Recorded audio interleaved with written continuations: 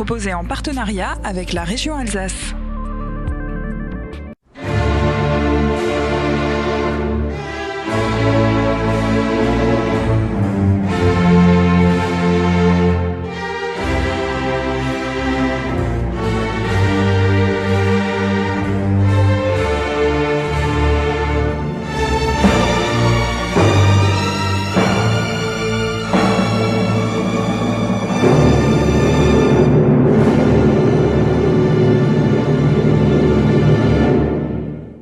Même les réseaux sociaux découvrent les bienfaits de la gentillesse. C'est une Alsacienne qui a eu l'idée, David Marcelin, Aline Fontaine. Être gentil et le partager avec les autres. Voilà l'idée d'Émilie, conceptrice de site web Amisheim. Elle a créé début novembre le premier réseau social français de partage du bonheur.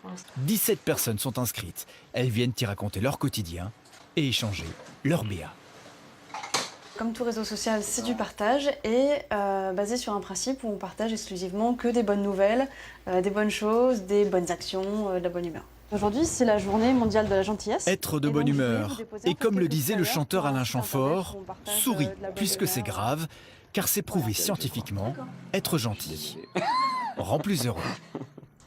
Voilà qui est bien dit.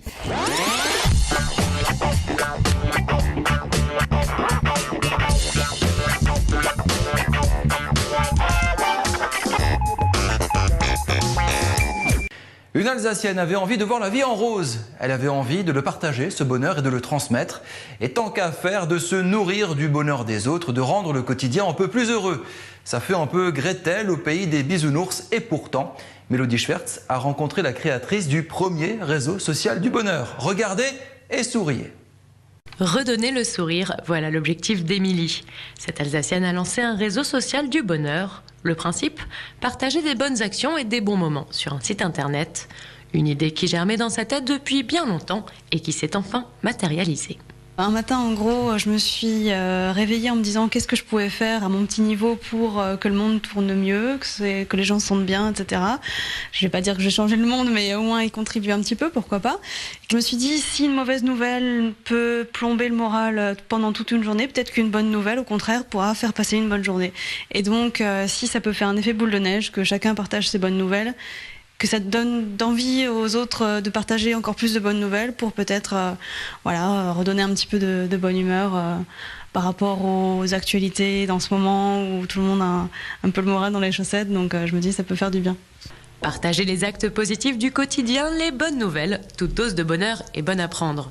L'idée, rassembler toutes ces bonnes intentions, former un courant de pensée positive et rendre tout ce bonheur contagieux. En général, c'est plutôt des bonnes expériences. Par exemple, j'ai aidé une grand-mère à traverser la rue, j'ai raccompagné mon voisin, voilà, ce genre de choses. Des bonnes actions qui se sont passées durant la journée. Des petites choses, pas forcément des choses incroyables, mais des petites choses du genre j'ai soutenu un tel parce qu'il était dans la difficulté, voilà. Pour l'instant, une 60aine de personnes sont inscrites sur le site. Les gens sont encore un peu timides. Mais Émilie a beaucoup de retours positifs et ne compte pas s'arrêter en si bon chemin. Tout le monde me dit que c'est une excellente initiative et que ça fait du bien justement de pouvoir avoir un espace où on peut lire du bonheur, on peut partager du bonheur, on peut poster des petits messages positifs et enfin ça fait du bien. Et c'est une attente chez eux et ils disent mais pourquoi personne n'a eu l'idée avant quoi. Photos, commentaires, le réseau social du bonheur va encore évoluer dans les prochains temps. Et si vous cherchez vous aussi une bonne action, sachez qu'Émilie saurait apprécier quelques financements.